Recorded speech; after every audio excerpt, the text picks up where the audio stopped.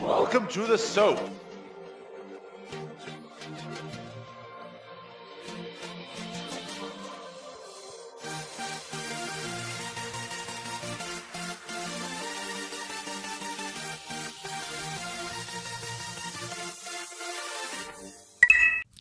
Welcome everyone to another episode of the S.O.A.P. My name is Daniel and I am joined on this episode by the lovely Delphine.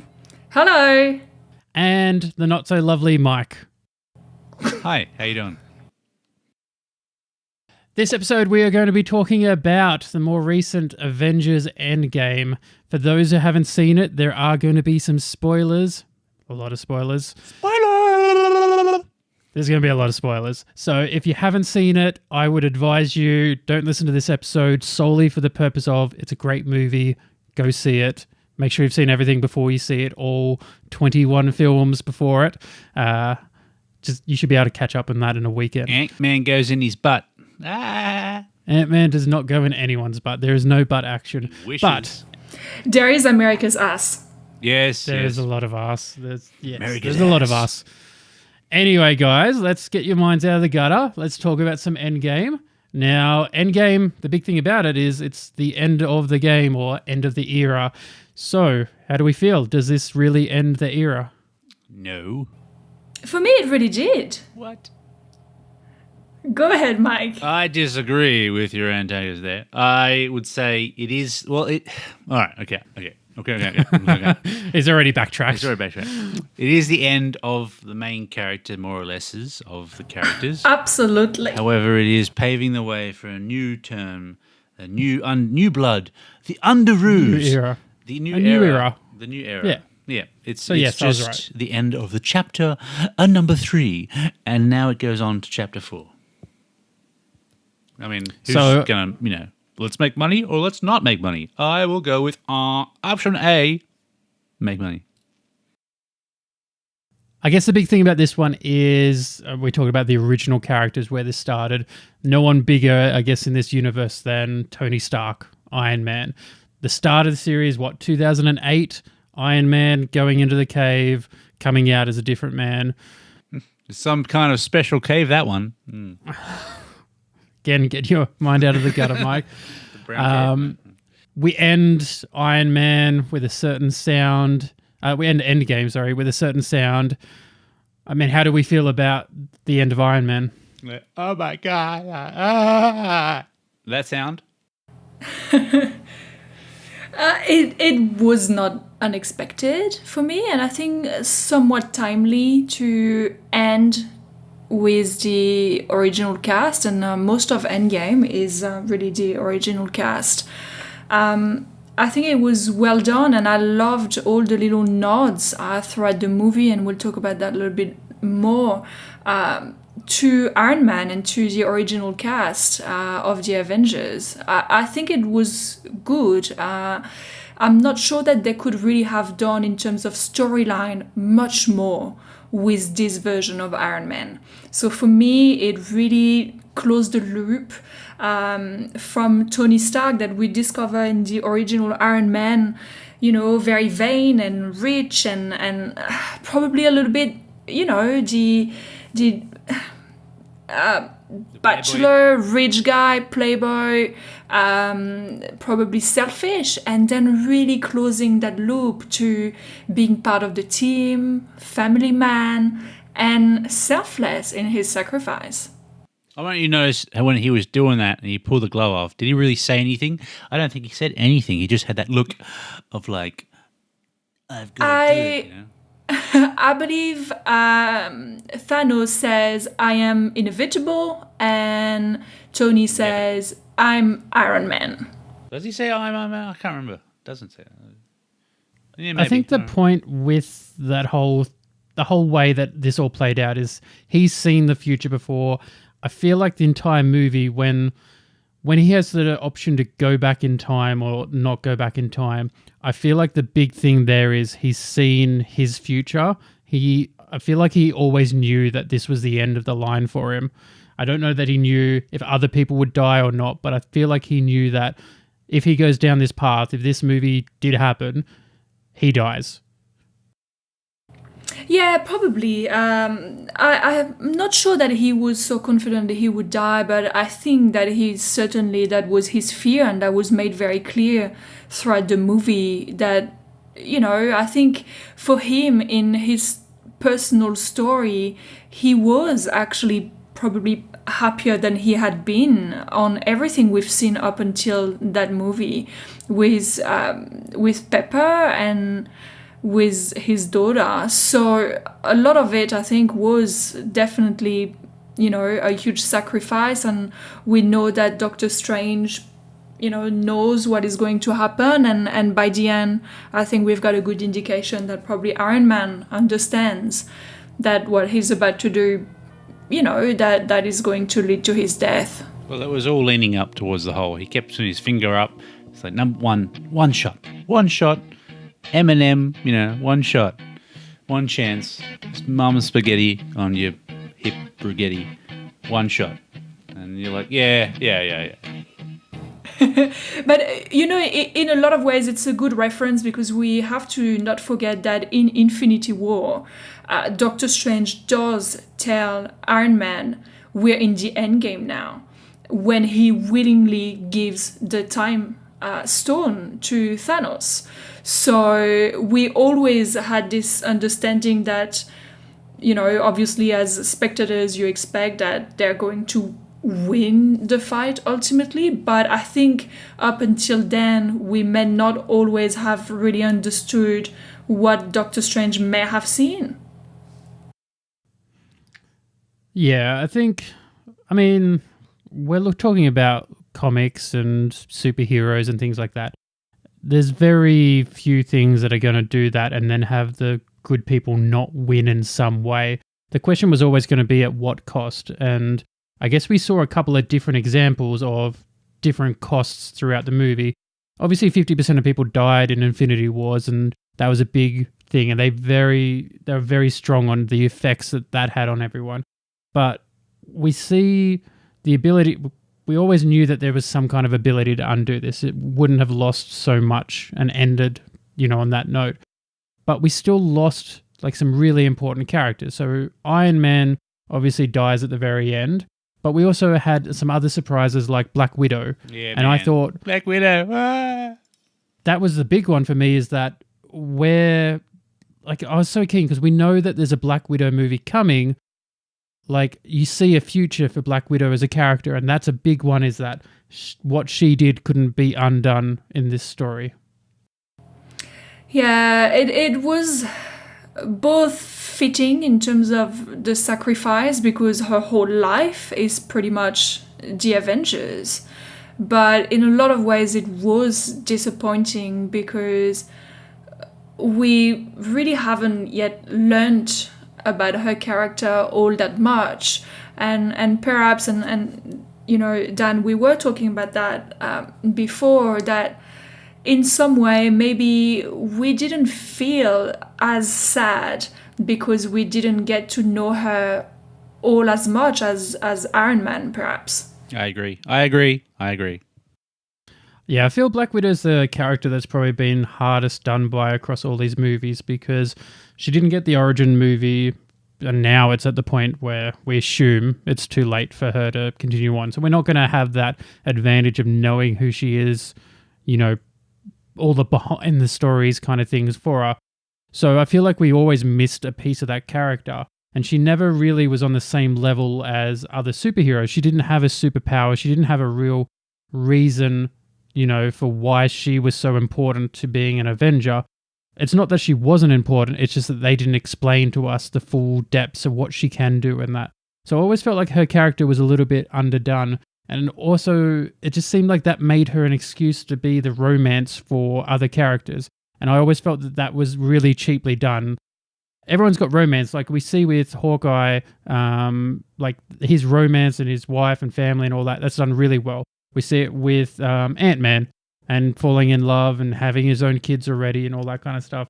That seemed to work really well. But for me, with Black Widow, it always felt like she was just a tick box, like someone needs to have some romance in this movie. We don't have time for anything else. Tick, Black Widow fits that spot. Now, to be fair, in the comics, she does sleep a lot of people. She is a bit of a skank. She sleeps around a lot. But, I mean, given the fact that she works with superheroes, why not? Like, fuck. But, yes, it is a shame. Yeah, look, I think she was, the only female representation at the beginning, and it was done awkwardly. And, I think that the MCU has done a lot of work in, bringing more strong female characters, and yet we're not there yet, I will say. Despite Captain Marvel, there are other female characters that, have very small parts, despite the fact that they are very powerful and probably deserve a little bit more space.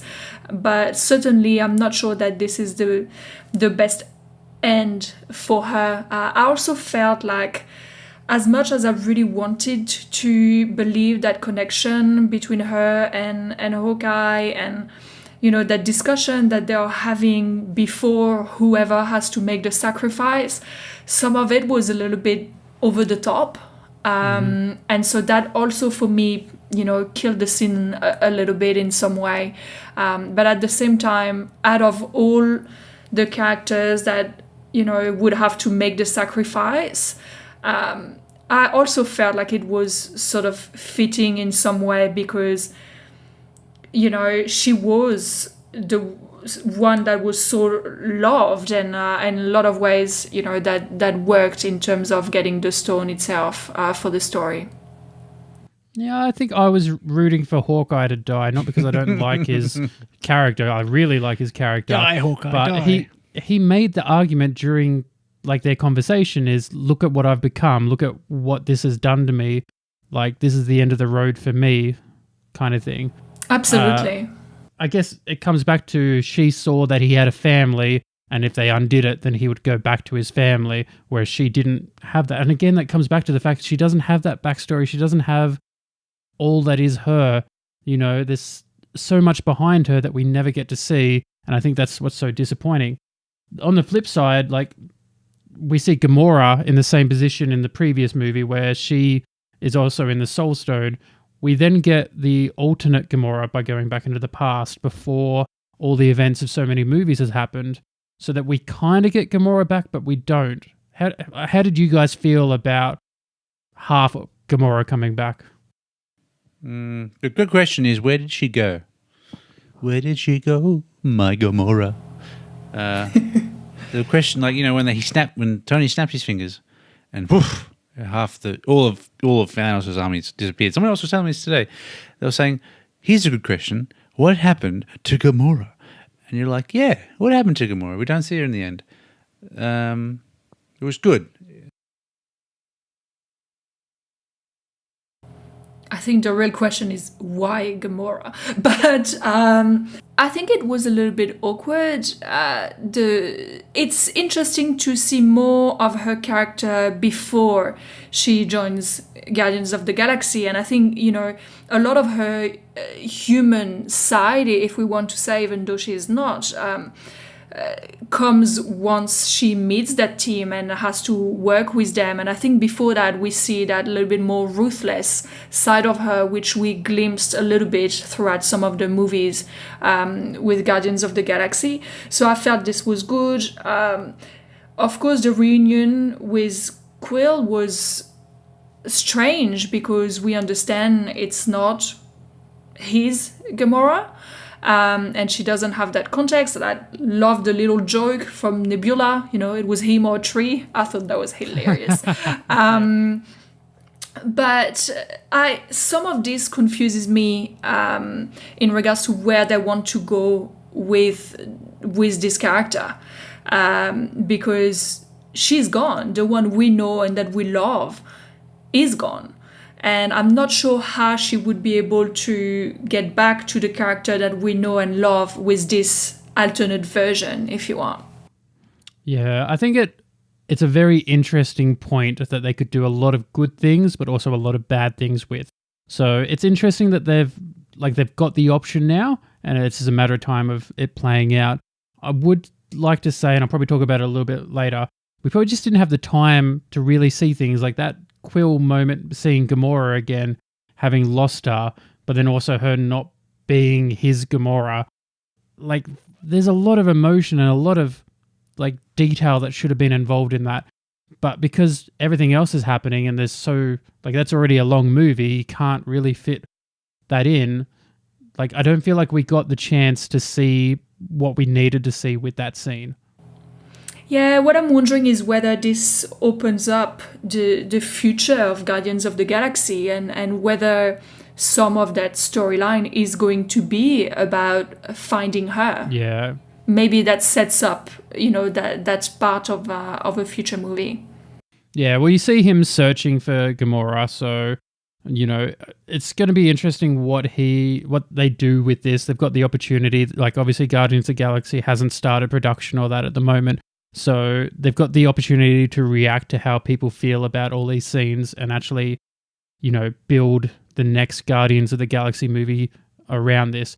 I would anticipate that we cut forward in time to see the effects that this has all had, because we can't really go back. If they pick it up from right now, like, it's just not going to feel right if we don't have a gap between Endgame and where the timeline for Guardians of the Galaxy 3 starts. So I would picture him out in space doing his thing, but also a bit of a mess like Thor was in this movie, like out of love and having lost her. Yeah, that probably would work. And we have to not forget as well that the last Guardians of the Galaxy also started to set Adam Warlock in the universe. So it'll be really interesting to see whether that's where they're going to with these storylines, leaving a little bit more time as they were essentially setting that up. And don't forget they had that secondary team of Guardians with Mr. Sylvester Stallone and his kind of crew, and that was a possible way they could. Well, that was more of a Easter egg. That was the throwback to the Who was, because the Guardians of the Galaxy in the movie universe isn't really the main Guardians of the Galaxy. The ones that Sylvester Stallone and that was the original Guardians of the Galaxy. So I feel like that was more just a throwback to, like, these guys do exist rather than this is where we're going to go. Speaking of where we're going and where we're not going, the other one that we lost alongside Iron Man, Captain America. What do you think about that? Oh, it's so nice. Fucking tell us about your life. He's like, I'm not going to share that one. Like, yes, you fucking will, Captain America. Yes, rude. You will. Wait there. So, no, it was good. I don't know. I was kind of rooting for Sebastian Stan to be the new Captain America, but they gave it to Falcon. But, Yeah, I was expecting the changing of the guard with that. Like, if we take out, like, the movies and we know, like, our own knowledge about actors and contracts and people wanting to move on in their career and all that kind of stuff, we always knew that Iron Man was happening and most likely Captain America was happening. I thought it was a very strange way for them to do Captain America, though, and I can't say that I was super on board to that he's... Okay, so we have one of the most powerful, superheroes in the MCU who has just chosen to spend the last, 60 plus years sitting on his ass, not ever doing anything. Like, are we meant to believe that he hasn't been jumping in? Or does this open up for another superhero that could have existed under, like, him as a different superhero? Well, I did think of that earlier, where it was like, if Captain America went back in time and then after World War II married Peggy, and then did he jump into the Korean War? Did he jump into the Vietnam War? Did he jump into or did he just retire? It sounds to me like he just retired, and it was like, that's nice. He deserves a happy ending. And it was like, it's nice that he got, like, to go back and see Peggy and all that kind of stuff. Like, that is nice. But I can't believe that someone of his morals and, the everything that is him, he was worthy of the hammer. Like, he is a superhero for the good. He's the epitome of what a superhero should be. And at no point can I imagine any superhero going, I'm just going to spend 60 years getting married and working a 9-to-5 job. Yeah, if we ignore the sort of time travel issues of that storyline, just in terms of character, it is really strange. It is a little bit of a feel good thing for me that they did there, as in, yes, Captain America in a lot of ways did not. He was a hero, but in a lot of ways, he also didn't 100% choose to lose so much in becoming Captain America. And I think he was one of these characters that also had so much sacrifice and taken away from him. So it felt good to, for him to get that happiness, because whatever was going to happen in our modern time, I think he's not a character that ever could really have been happy, like probably some of the other characters maybe. So it was a little bit feel good, but I agree with you, Dan, that in a lot of ways, in the character and how selfless he really is, in some way, it was really strange. So I think it's exploiting a little bit that sort of time travel gap a little bit too much, as in saying, yeah, he's done all this fighting for so many years and he's given so much and now he gets this opportunity. But in reality, I think for his character, he would not see that as something that he deserves, because I think that the Captain America that we've learned about and that we've known for the last 10 years would not be selfish. So it was confusing to me. Yeah, I think that sums it up pretty perfectly. But I guess we come back to one of the big topics that I have for all of the MCU at the moment is how many characters there are now in the universe. We started out with Avengers being, the 5 or 6 people running around, having their individual movies coming together for the big movie, and that. Now we're at the point where the movies and the universe are growing really big. We're always seeing new characters added, but we haven't really seen characters being removed. And I guess this shows really with the battle scene at the end when everyone is fighting Thanos. And you would expect that to be, the case, that everyone jumps in on this fight. The problem is, as viewers, we only get a limited time to see all of this. We don't get the opportunity to stand on one point of the battlefield and watch, Captain America over here, and then go to the other side of the battlefield and rewatch it and spend all the time watching Iron Man over there. So we only get to see little snippets. And the problem is we have these main characters, and this movie was really good about having the original Avengers as the main characters. But then there's all these other characters we've now come to love that have just the tiniest bit of time on screen. And I think the thing for me with crossovers is each character alone is a great character and they can do their own thing. But a crossover is about how they interact with the other characters. Now, with the Avengers, the main core team, we see them interacting and they're changing and they're working together and doing different things. But all these other characters don't get to interact with all the other people. And so I feel like I'm missing out on these characters and who they are. It feels really cheap and lessens their value in the movie. What do you guys think about the size of the MCU, the size of the battles? And I guess my big problem is, are we going to see more Avengers movies with so many characters that don't get time? I'm agreeing with you there, Dan. It was a little bit crowded. However, that's what you want. I mean, in the comics, everything's kind of related. You have the X-Men in one suburb. You have Avengers in the next suburb. You have the Outsiders. You have the Revengers. The Pretenders. Everyone's in this fucking thing. It's overwhelmed. In the movie, I think they did it well enough that you could say everyone's done their little piece. You've seen a bit of everybody. It's not just watching Iron Man all day. It's watching a bit of everybody. And I think that considering that it was the final, the Endgame, I think it had to be done. For me, I guess when I saw the Scarlet Witch appear, and Scarlet Witch is a character that had so much invested in this movie. She lost, the love of her life. She's gone through a lot to get up to this point.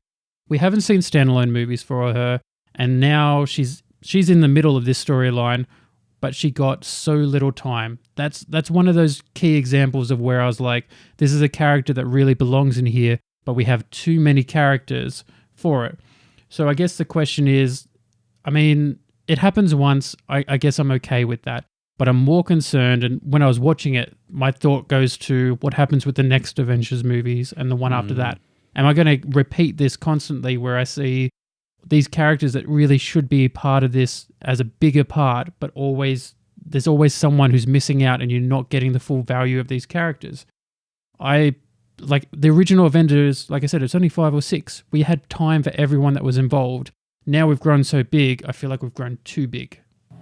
Yeah, look, I think they needed to do it for this epic battle, which mirrors a little bit what happened in Infinity War. In some way, it was just putting everyone there. I agree with you that it can be frustrating, and it is frustrating for me because some of my favorite characters get very little screen time, and I want to see more. But you know, if it is just that movie, which really to me is the end of all that era and everything that they built with all the end credits and scenes about the Infinity Stones, and I think that's what they needed to bring it all together, and maybe to start being a little bit more fluid about who belongs in which sort of part in the universe. But I agree that in some way this cannot be all the time because it does not allow for enough character development and it can be a little bit crowded. Some of the scenes in there is just almost a token of like, oh, let's make sure everyone is there. And I think to me it adds value in these battles, as in everyone is there and it's epic and it's, you know, it's something so big is happening that all of them need to be there, but that's not something that should happen all the time. Otherwise, as you said, there will be some characters that will just miss out and that really should deserve a little bit more attention from the public. You mentioned in there like the token signs and that. This movie had a lot of Easter eggs and token references and things like that. What did you think about, I mean, it's hard to keep up with how many were just in that movie. What did you think of them? The one for me that stood out the most was the Asgardians of the Galaxy.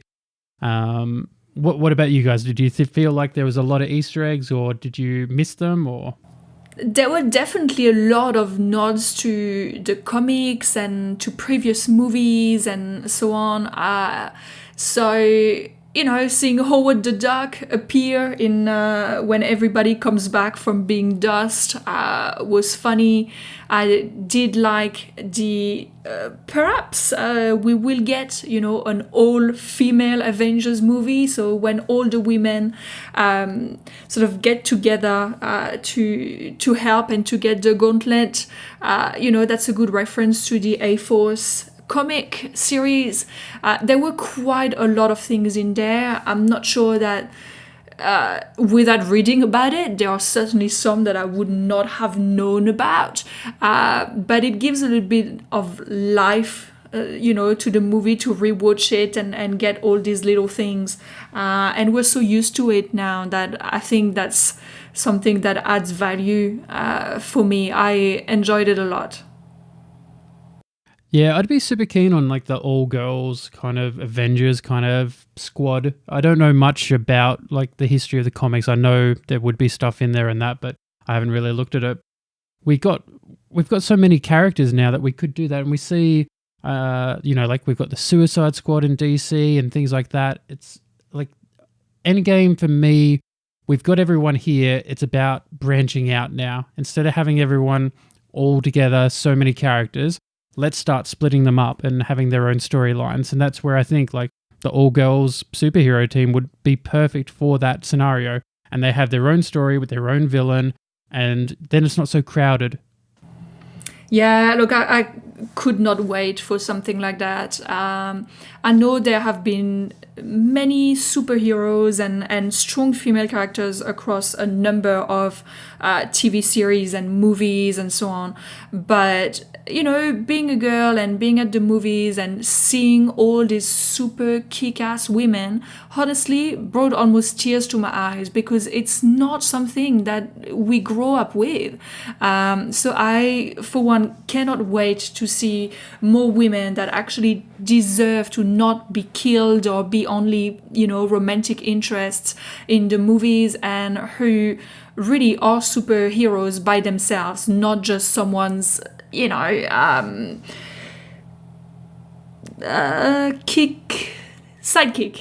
Thank God, sidekick. Sometimes my French is really difficult for me. Gosh, I was totally going to say kick side. I knew there was kick somewhere in there. Yeah, to the side. One thing I found amusing, there's always a big thing about the sexualization of women. And I guess when we look at, like, say, the history of Wonder Woman and where she started to, like, now where we have her today. And I don't think there's anything wrong with being sexual or, beauty being an attractive quality or that kind of stuff. But I did find it really funny in this movie how we weren't sexualizing women, we were actually sexualizing Captain America and his ass in this. Was I the only one amused by that? I was not amused. I was very pleased. I think a lot of people. I remember seeing a little a meme where it was a picture of the original Avengers and all the men are in action poses, and then Black Widow is in kind of like facing the back with her butt looking at us. And then they were like, what if someone had drew it like all the men were looking like Black Widow and she was like a normal pose, and it just had a hilarious picture of like everyone's facing their ass and Hulk's butt and they're all going ooh. But it's very true. That is often the way, women will be represented. And I think this was funny because I think that this was a little nod to the original Infinity War posters where Captain America was facing back and you could actually see his butt. And at the time when Infinity War came out, there were a lot of memes and a lot of comments about, yes, this is what we want.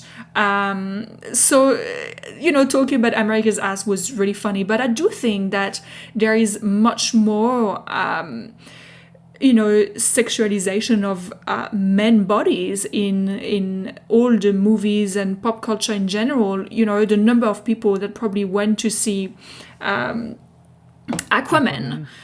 Simply for the fact that the actor looks good. I think a lot of women did acknowledge that they may not have had a whole lot of interest other than going to see him because he's good looking. Yeah, because all the memes were like, it's like a mum's like, okay, kids, I'll take you to see Aquaman and I'll just sit in the back with my hands in my pants, Oh, Jesus. This is going much further than any meme I've seen. Yeah, double standards, women, double standards. Yeah. Yeah, we try and keep this slightly offensive, Mike. Let's not go all the way. But no, it's a very big point. It's that we have wrongly had sexualization of characters when there's nothing wrong with being sexualized or that. Like women should be fine with being a sexual, like being viewed sexually and that. But it's when they're forced to only be that kind of character. And it's nice seeing that. But I did find it funny. I guess the character we probably more traditionally sexualize as a male has been Thor. And then in this movie, Thor's got the beer gut. He's just a slob. Like, that was a big change in that character. And I really liked it. Well, I read somewhere that someone's had an opinion. They said, you know what? Everyone's gone about how Thor was, he's gone fat and he's gone soft and stuff. And you're like, well, this guy had posted that it was a form of his PTSD, kind of like some people, go and murder all the, Yakuza or whatever, or they go and go on rampages or whatever. But Thor, hid in his little house, played Xbox, ate beer and pizza and stuff, and just kind of became into a bit of a depression state. And I thought that's a good point. That's a good point that, it could have been where he was like, I'm so depressed and I'm just going to eat and there's nothing left to do and my life is over. or it was just like, well, he can't be fucked doing anything. But you kind of saw it when Hulk came in and he was like, let's talk about Thanos, and he's like, you don't say that word, okay? You don't say that word. And Yeah, it was like, yeah, man. I think that's definitely the take they took on that. But it's, it was sort of funny, I think, to go from, how much we would often see of Thor with no shirts or very tight clothing, and, where it was all about, how muscly he is and so on, and go back to actually his character, and in some way that made him a little bit more human as well. And that he does suffer and feel as well. But that was a good side of the movie, was all the humor in it, because we're talking about, sexualization of characters, but, this whole America's ass and the taco and Thor being a little bit bigger, and there was a lot of humor in it when they go to see him, and I can't remember his name, is playing Fortnite and getting Thor to, talk to them. Or I thought that the humor in the movie worked really, really well. There were so many little things that really, made me laugh out loud, I would think. Yeah, they definitely did it well. I feel like one of the hard things about the MCU now is that they've tied comedy in so much that sometimes we can't get away from it. And I feel like Thor's character is one of those characters that there's never been a lot of depth behind who he is as a person. It's very much the muscle and the abs, the I'm going to hit things with my hammer, and a couple of jokes and things like that here and there. We haven't really... I don't think we actually have the chance to see him more human or that. And this was as close as we're ever going to get to seeing more behind, who Thor is as a character. So I thought that was really good. And I thought that was probably the best that we could get out of it now that we're so far down the hole. Yeah, look, that was really funny for me, and I agree, that's probably the best that they could have done with the character at this point in time. As far as the other Easter eggs, there were a few things in there that when we're talking about closing the loop, for example, you may have picked on the reference to cheeseburgers that Tony's daughter talks about at the end. And again, that's just coming back to the first Iron Man movie, which was really the base of the huge success of the MCU. And when Iron Man comes back at the beginning of the movie, after essentially building the suit and saving himself, the first meal that he wants is a cheeseburger.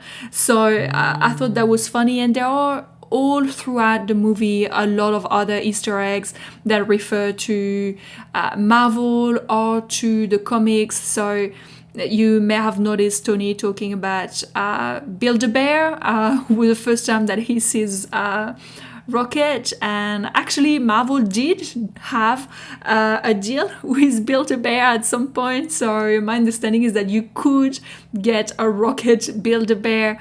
There were some things when they go back in time as well. The elevator scene, there was such a big fight scene, is avoided with Captain America saying Hail Hydra, which makes sense because he knows by then that they are all part of that group, but that's a reference to the movies where actually Captain America does say the words. At some point, he is actually part of Hydra at that point in time.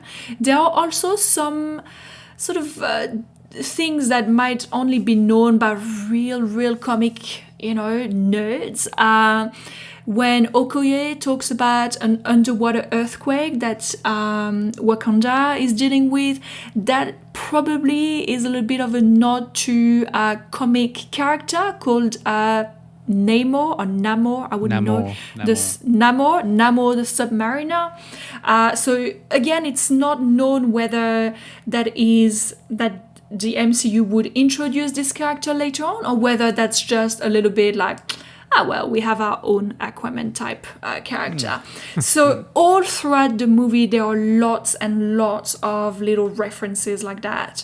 Now, one of the things that happens in one of the Back to the Past Future scenes is seeing Loki. And what they do with the Loki character that essentially takes the Tesseract after that amazing scene of Hulk being very angry with the stairs.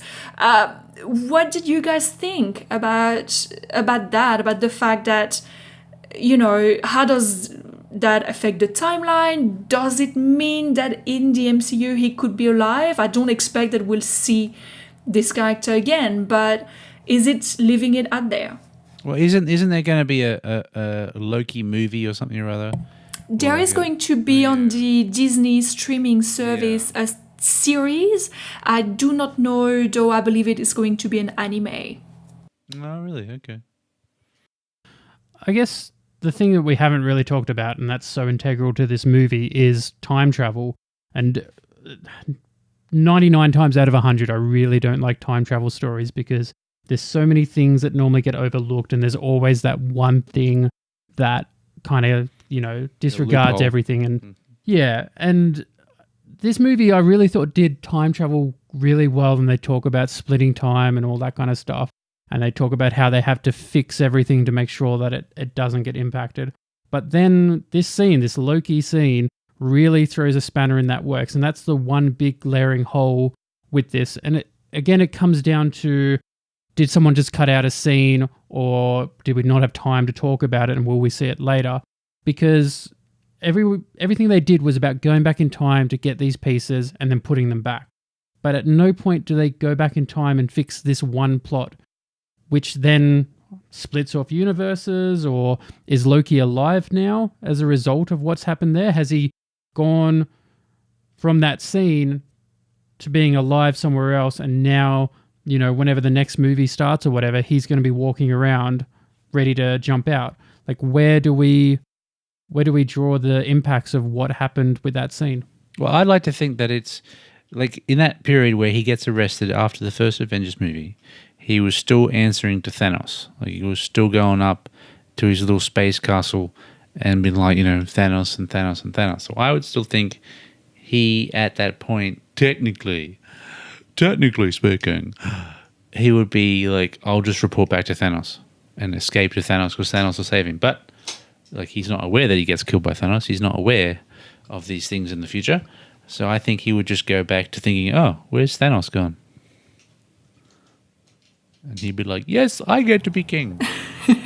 Or something like that, Yeah, I wondered whether it was, again, one of these things where it was, okay, we know there are fans out there and no one really wanted Loki to be dead in the way that he died. And I felt that, for me, that's definitely the way it worked. It was, in my mind, from now on, he escaped and he's fine. But as far as the story and what it means, I have to say I probably didn't think about it as much as you guys have. But it was a little bit confusing, and I'm not sure what they tried to do with that. I'm really wondering whether it is just that, let's just leave it open there and people can think whatever they want. But maybe they didn't really think of the impact on what that means in terms of the timeline and the travel. Or maybe one day we are going to see that he indeed is still alive. The other thing is Captain America and the hammer, Thor's hammer. The Thor's hammer is, I guess, like the King Arthur's sword. Like, only the worthy can hold it. And in the past, no one else has been able to hold this other than Thor. This movie, there was a big emphasis on Captain America wielding Thor's weapons, the lightning, the moves, all that kind of stuff to go with it. What's changed here that wasn't there before? And what did people think about, how that all unplayed? Well, number one, Captain America shouldn't have had the lightning because, as it's always been said by Odin, by Thor, the hammer doesn't do lightning. The hammer focuses Thor's lightning. So I was kind of like, nah, you shouldn't have done that. Even though it looks cool, like you should, naughty, that doesn't make sense. And again, if Thor steals old Thor's hammer to bring old hammer to new world, where does that leave Thor with his hammer and if that just goes, oh well, fucking, let's just fuck off Thor Ragnarok because his hammer doesn't get destroyed because he hasn't got it in the timeline line. But it was good. Like, everyone was like, yes, this is what we want to see. Like, fucking yes. And then Thor's like, no, you get to have the little one. I will take the big one. You're like, fucking yeah. So, yes, I liked it. I mean, I imagine everyone would have liked to go like, yeah, fuck yeah. This is what we want. He's worthy. But again, it shouldn't have happened. Like, it shouldn't technically. It felt like a bit of fan service. This is really fun idea. Yeah. Doesn't really work when you think about it, I guess. But it was fun watching it. Could be a reference to the comics. Again, Captain America does yield Mjolnir in the comics a number of times, actually. And there are quite a few characters in the comics that actually can as well. There are some fun crossovers between Marvel and DC. Wonder Woman yields it, Superman yields it, so there's some fun stuff if people want to do a little bit of research. But I thought it worked well. Again, it's about that original cast of the Avengers, closing the loop. He's worthy. That's as far as we can take him in terms of character development if they want. So I thought it worked well. I was really surprised by it because I never thought that they would actually go there. But I thought that was fine. I was not surprised by the thunder because my understanding of the hammer is that whoever is worthy will inherit Thor's powers, which for me also mean thunder and lightning. So I wasn't so surprised by that, but it was a little bit weird when, he goes, you have the little one. It was funny, but it was also a bit like, strange. Speaking of strange, Hulk, do I need to say anything on it or? I really liked it. I thought it was funny. They didn't need to put that whole kind of scene, like, well, and then in the diner, and then and the selfie. Like, you're like, you just nah. What is this? Why are we watching this? Like, I could have gone to the bathroom in that time because you wouldn't have missed anything. I liked it in terms of humor. Yeah. But again, in the comics, Professor Hulk is a thing. There is at some point in time, Hulk is actually, both Hulk and Banner, but for a very short period of time. Now, when we see that this is who he has become over time and for a long period of time, it becomes really strange because that is the premise of the Hulk for me in terms of character is, the opposites of these characters, the brains and the muscle. And Jekyll and Hyde. Yeah, absolutely. So, what worries me about that, less so in the movie because I thought it was a little bit of a comic relief in some way. There was no, for me, it just worries me as to where are they going with this? What does this mean for this character? Have we lost these two opposites that have to live together? I think it was a little bit weird as well because Hulk became the fill-in genius. Like Iron Man is usually the one that was going, all this time travel, blah, blah, blah, blah. And so while Bruce Banner fit the bill of being a scientist and stuff, he really played a lot more of the whole tech thing. And then being in tech and being huge fingers, I mean, I can relate. It's a pain in the ass typing into a phone with fucking huge fingers. So it was kind of like, he should be holding a pen to tap the fucking keys. He's just smashing the fucking battle, So, and technically Hulk, I mean, in most of the comics, he was usually grey when he was smart. And I think it was like, you want to keep him green, and so that the non-comic people can go, that's still Hulk, So I don't know. I didn't mind it. It had to be done. Yeah, I think it's just more like the movie ended with him still like that. It's like, is that now permanent Hulk, or are we going to see a return to form? Yeah, I would, as much as I did like his character like that, actually, I thought that worked. I wish that they had not always used it, as this funny thing. it was a little strange for me and to know what's coming, and I would hope to see a standalone, Hulk movie to explain what happens. Well, all he's got to do is show up, do a cameo in another movie, and they'll be like, "What happened to the whole, smart Hulk thing?" He'd be like, "No, well, we agreed to, go our different ways or whatever," and that you could just do it like, "Okay, cool, righto." So they've agreed, no problem, and that's one way of them, glossing over the whole story arc of that. But ideally, you want to have like another Planet Hulk kind of thing. But yeah, it was just strange because, in particular across Infinity War, but also Ragnarok, which are two of the big movies setting up Endgame, that was a real struggle, was this idea that he could not, navigate between the two personalities easily.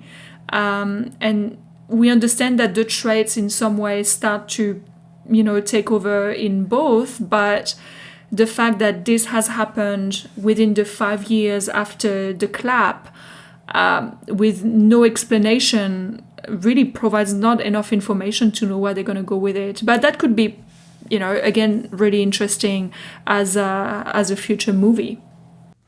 I think the problem with the Hulk is, I mean, if we go back to, obviously, I love the Ed Norton role. With the Hulk I was waiting for you to say that. I'm not going to lie. Like, I love that movie and that, but the character from Ed Norton to Mark Ruffalo is a very different character. With Ed Norton, we saw the serious side of the Hulk, and we got a lot of personal details and a reason to buy into that character. When it switches over to Mark Ruffalo, he changes from a serious main character to more of a comic relief at all points, and if fill in, like you said, when Tony Stark's not going to, do something, then he steps in and does it. Or, he was never, like, the Mark Ruffalo version of the character never had that strength that was, other characters had, or that the Ed Norton one had. And I feel like we've gone, the more that the movies have gone on, the more it's gone that way. We've taken away from a serious character to become just a comedy and, a token thing to be in these movies. I really feel like, especially with the changing of the guard, like, we're not really going to see much more of the Hulk. Like, he's going to be a cameo, he's going to be this, but I can't see, this main storyline, like this Planet Hulk storyline. I don't feel like it could happen with such a comedy value behind it. No, probably not. No, I agree. It's you've got to. I mean, depending if there is, he could just kind of retire, and you'd be like, yeah, Hulk's back with S.H.I.E.L.D. and working, blah blah blah, and you wouldn't really, you wouldn't miss him really, unless you wanted to have him, and You'd have like the new Avengers of whoever makes up that cast, and when they go back to S.H.I.E.L.D. or their headquarters or whatever, you just have Bruce Banner sitting there and, oh, here guys, here's the info, or I've made you this, and then it's a token nod to him and he doesn't really have to be into it. That's where I really can't see him being that much. With the changing of the guard, I feel like that's the end of him as a character other than token appearances. Comics, though, I mean, we're talking about like Planet Hulk and things like that. Like, there's so many storylines and things like that. This is obviously based on the comics as well. How do people feel about this versus the comics and the changes? And obviously the comics have a lot more history and characters and that behind them. Do we feel like this was, as accurate as it should have been towards the comics, or? So it was not accurate to the comics if we're looking at the storyline itself. When we did talk about Infinity War, when we did the podcast, we talked about Thanos and his relationship to Death and Mistress Death, and how he comes to be seeking the stones and his ultimate goal of finding balance. So that is a little bit different in the MCU, but I think what they've done in this, even though we're talking time travel and a lot of it is quite strange, is somewhat much less strange than what usually happens in the comics. And in the comics, the storyline and the way Avengers, or rather some of the characters from the Marvel Universe, defeat Thanos, and they don't actually completely get rid of him, was much, much stranger. So I think the movie makes it, even though it is complicated and a lot of characters, much more accessible in terms of understanding the overall story. One of the big differences is also how long people disappeared with the clap. In the comics, it was, from what I remember reading, only a few days, whereas in the MCU, they have chosen to add that long gap of 5 years, which probably helps add to the storyline of some characters that have families and so on, but also makes it a world that has suffered a lot more from the loss of 50%. Was I the only one that felt it was a bit weird that the world stopped functioning as a result of this? Like, I understand you've lost people. I understand, like, having meetings about people you've lost and things like that. But the world that they started showing felt like everyone just gave up and stopped doing their job, stopped living their life, like all the rubbish, on the streets and things like that. Yeah. It just feels like, what did all these people do for 5 years? Like, why is the world stopped? Like, it's impacted, yes, but it shouldn't have stopped the entire world. And I just found that really, really strange. It was weird. Obviously, huge loss. And I could only imagine the impact if we were looking at how it would affect the real world. But definitely a strange choice. I'm not saying, just like get over it, people, but somewhat a little bit. Like, you got to think of, say, for instance, right, we get Ant-Man and his van, right? Now, somehow, somebody at the end of Ant-Man and Wasp, or whatever it's called, he gets trapped in his van and everyone disappears. And so that's the van left on top of a rooftop. But somehow someone thought, you know what, we've lost 0.5%, but I'm going to put Scott Lang's van in storage, right? And then the rat comes along, which is another story in itself, because he's the true hero. And it's like, yeah, it doesn't make sense. It's a bad kind of function. You could have just had some people, when they did the flyover of the towns and stuff, you have some, people still working, like people still, like a store clerk goes, yeah, now I'm the only one working here. I'm the manager now. Exactly. I would be taking someone else's job. If like 50% of the world disappeared, I'd be like, well, where's my step up? Like what, I want to earn the big dollars. I want to do this. Sporting teams and all that suddenly are disappearing when surely there's all these people trying to get into sporting teams earning millions of dollars. Why aren't these people instantly filled in? Would they be as good? Maybe not, but it's not like it ends and that's it. You said like, someone took this van, put it in storage, but people can't clean up the rubbish off the side of the streets. Like, that's beyond bizarre for me. Yeah, but you could just, for the sake of the movie and the whole, it's so terrible that everyone was disappeared. You're like, okay, no worries. You can have your grieving, and maybe they stretch it by saying, we're grieving for 5 years. Yeah, it's one of the strange choices that they've made in there.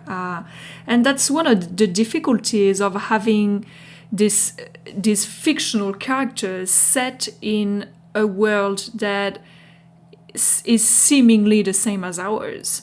They've not created a complete dystopia when looking at our world and putting superheroes in it. They're trying to really embed that into a real world. So sometimes there are things like that where you just think it doesn't really make a lot of sense.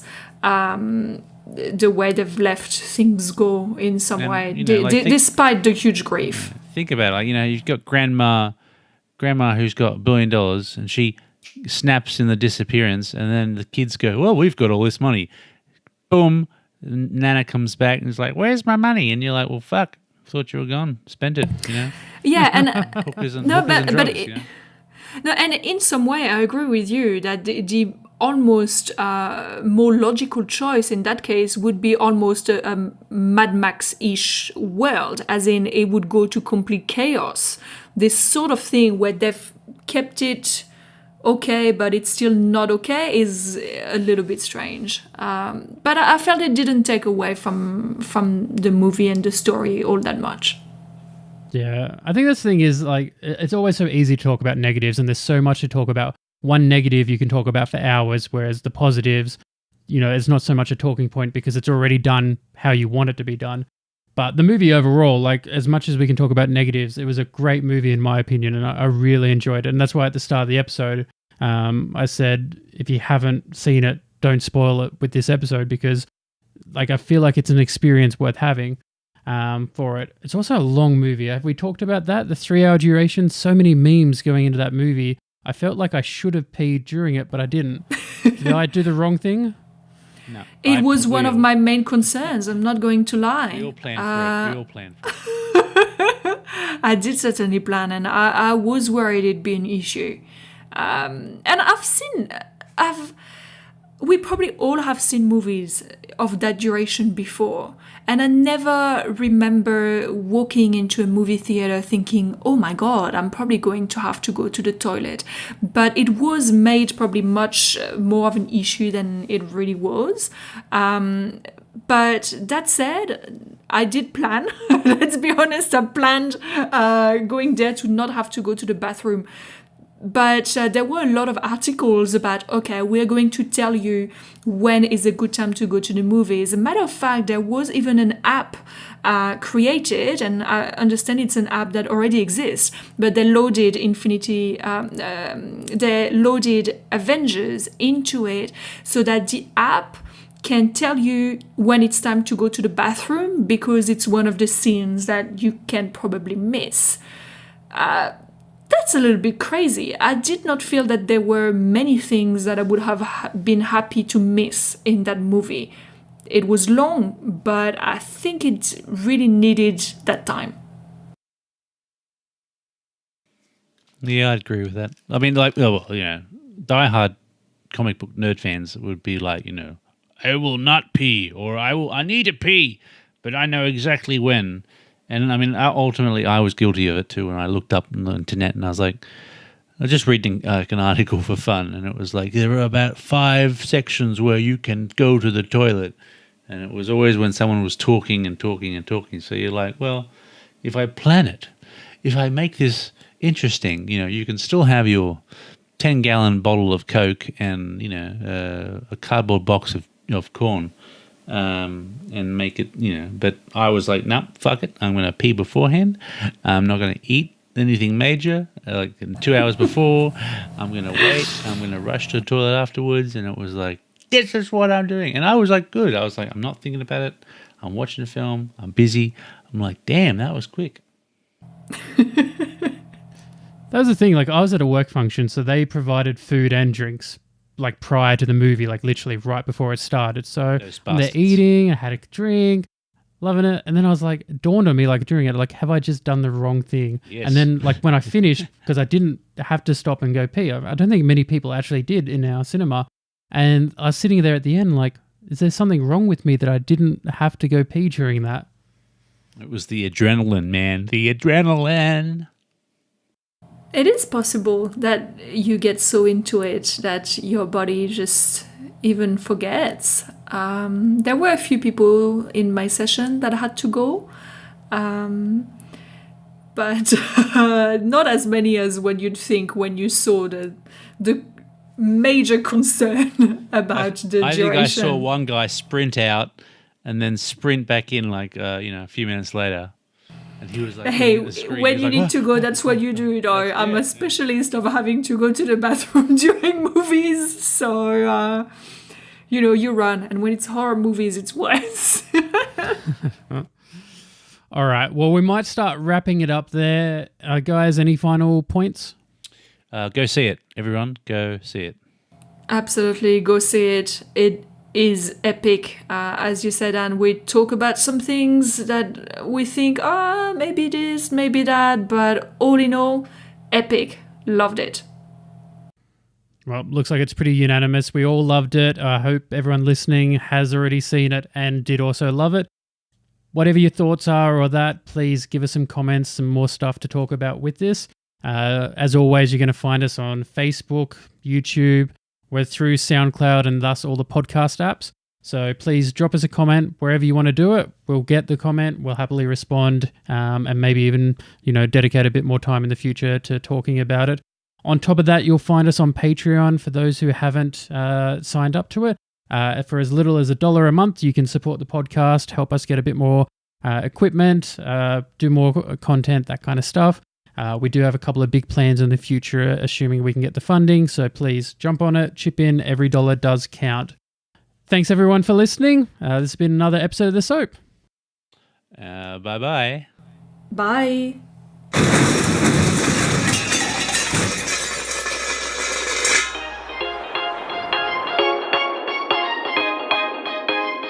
You have been listening to the S.O.A.P podcast. Join us again soon for another episode, and don't forget to hit us up on all the social media platforms because we love hearing from you. That's it, man. Game over, man. It's game over. That sounded really good. 3, 2, 1. Good. Delphine, your turn. 3, 2, 1. Pick my drink up. I forgot that I was clapping. I All right, we're ruined good? it, Dan. Ruined it. I got there. I just had to put my drink down really quick. I was like, drink. Oh, shit. Hold on, I need to close my door. You guys, we are so not Put your organized. drinks away. Oh my god.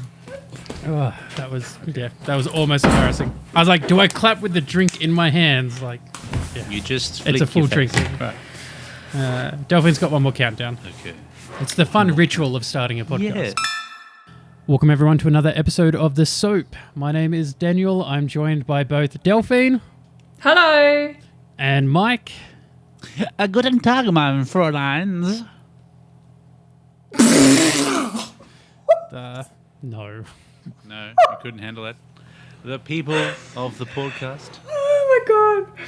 And I'm joined by Mike. Hi, guys. There he goes. See how boring that was? That was so boring. Just calm down, mate. He'll cut my laugh from the final No, thing to we will keep put your it in the intro. end of the bloopers. I'm restarting this. You're a bad person, Mike. Come on, that was good. I'm gonna put myself on mute as soon as I stop talking so as to not laugh. Might want to put Mike on mute as well. You. All right, let's start this again. When I say your fine. name, you say hello. You Alright, don't say fine. weird shit. It's my job.